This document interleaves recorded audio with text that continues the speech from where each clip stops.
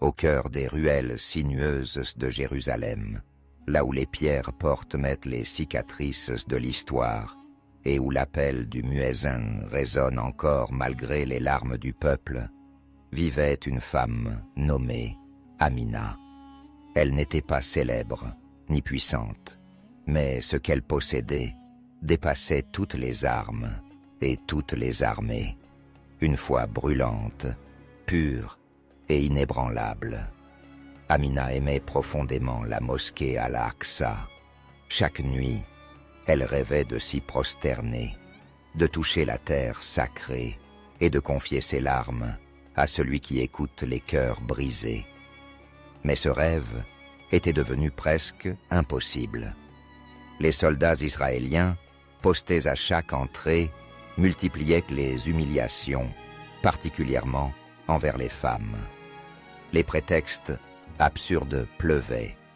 Absence de permis, sécurité, contrôle arbitraire. Pourtant, Amina ne désespérait pas.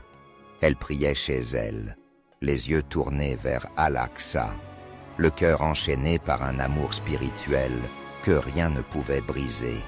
Un matin glacial, avant même que le ciel ne se colore, Amina se leva. Son cœur pressentait quelque chose. Elle fit ses ablutions dans le silence de la nuit et enveloppa son corps d'un long gilbab noir. Le vent mordait sa peau, mais sa foi la réchauffait de l'intérieur. Elle se mit en route, marchant à travers les rues silencieuses, chaque pas résonnant comme un défi lancé au monde. Arrivée aux portes d'Al-Aqsa, elle vit les soldats, froids, impassibles. Leur regard méprisant scannait les fidèles. Une femme fut refoulée, une autre menacée. Amina s'approcha doucement, tendant la main dans une humble supplique. « Je veux seulement prier, quelques minutes. » Le soldat ricana. « Rentrez chez vous. Ce n'est pas votre place. » Mais elle ne recula pas. Elle contourna silencieusement les barrages, longea les murs, jusqu'à atteindre une section isolée, à l'est de la mosquée. Là, dans un silence divin, elle se prépara à prier. La prière des anges. Elle leva ses mains au ciel et prononça le takbir. Ses lèvres murmurèrent les versets avec une douceur qui faisait trembler les pierres. Le monde semblait s'être arrêté. Elle était seule, mais en vérité, elle était accompagnée. Les anges l'entouraient. Même le vent s'était apaisé. Mais la paix ne dura pas. Un soldat l'aperçut depuis un recoin. « Je t'avais dit que c'était interdit !» cria-t-il dans son talkie-walkie. Des renforts arrivèrent rapidement. L'un d'eux ricana. « On va lui montrer ce qui arrive à ceux qui désobéissent. » Tipa et Tita. Un autre dit « Libérez les chiens, elle comprendra. » Les portes s'ouvrirent. Des chiens militaires, dressés pour tuer, furent lâchés. Leurs dents luisaient, leur rage était palpable. Le ciel répond à l'appel. Amina ne s'enfuit pas. Elle termina sa prière. Puis, dans un calme qui glaça même ses ennemis, elle leva les mains et dit « Ya Allah, toi seul est mon refuge, toi seul est mon protecteur.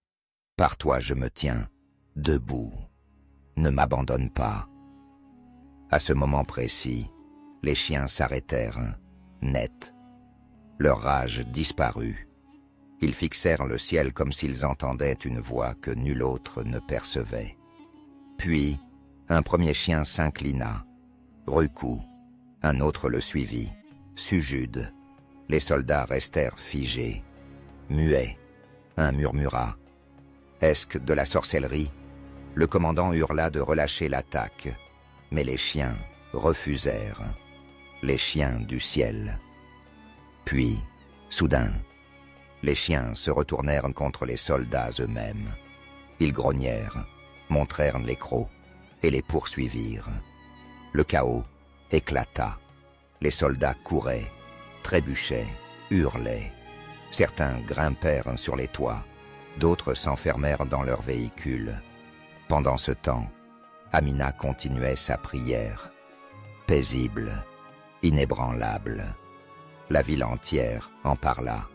Une femme priait, et les chiens se prosternèrent. L'oppression voulut la briser, mais c'est elle qui brisa la peur. Depuis ce jour, aucun soldat n'osa plus l'approcher.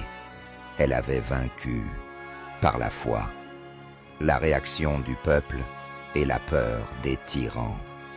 Les rues de Jérusalem vibrèrent de l'écho de l'histoire. C'est elle, la femme à qui les chiens obéissent. Les habitants la cherchaient pour la saluer, lui demander des prières, poser leurs mains sur ses vêtements comme pour y capter une baraka. Mais les soldats, eux, tremblaient. Le commandement militaire ordonna une réunion d'urgence. « Elle est une sorcière !» cria l'officier. « Elle doit être arrêtée !» Un plan fut mis en place. Un espion découvrit son humble demeure, cachée dans une ruelle, où elle vivait avec son mari malade et son petit garçon. L'assaut nocturne. La nuit tomba. Dans l'obscurité, des soldats masqués se glissèrent vers sa maison. Amina, attentive, sentit une ombre. Elle dit à son fils, « Cours chez le voisin, reste caché. » Il obéit. Les soldats enfoncèrent la porte. Où est-elle? Où était la sorcière? Mais Amina ne recula pas. Elle se redressa et dit, « Mon seul crime est d'avoir voulu prier dans la maison de mon Seigneur. » Le chef ordonna, « Libérez les chiens. Elle ne s'en sortira pas cette fois. » Mais une nouvelle fois, les bêtes s'arrêtèrent. Leurs aboiements se transformèrent en rythmes étranges, comme des louanges. Puis, dans une explosion soudaine de rage divine, ils se jetèrent sur les soldats. Un chien arracha même une arme. Les soldats crièrent, « Ce ne sont pas des chiens, ce sont des soldats du ciel. » La légende vivante. Les voisins accoururent. Ils défendirent Amina avec des bâtons, des pierres, des cris. Les soldats prirent la fuite, terrifiés. Et Amina, elle resta debout, les chiens autour d'elle, silencieux, comme des gardiens invisibles. Depuis cette nuit, elle fut appelée celle avec qui les chiens prient. Chaque fois qu'un soldat croisait une femme voilée, il détournait le regard, redoutant qu'il s'agisse d'elle. Les chiens restèrent dans son quartier, veillant chaque nuit devant sa porte. Une servante inconnue, un signe éternel. Mais Amina n'en tira ni gloire, ni fierté. Elle ne chercha ni vengeance, ni louange. Chaque jour, elle allait à Al-Aqsa. Elle se prosternait, et dans ses doigts, elle pleurait. « Ya Allah, libère Jérusalem, retourne les complots contre les oppresseurs, élève l'honneur des croyants. » Elle ne fut ni une prophétesse, ni une héroïne politique. Elle était simplement une femme, une servante, parmi tant d'autres. Mais une servante qui plaça sa confiance en Allah. Et cela suffit. Et nous disons tous, Alhamdulillah, cette histoire, gravée dans les cœurs, rappelle à chaque croyant que la foi est la plus puissante des armes, que lorsque le monde entier semble contre toi, une seule prosternation sincère peut changer le cours des choses.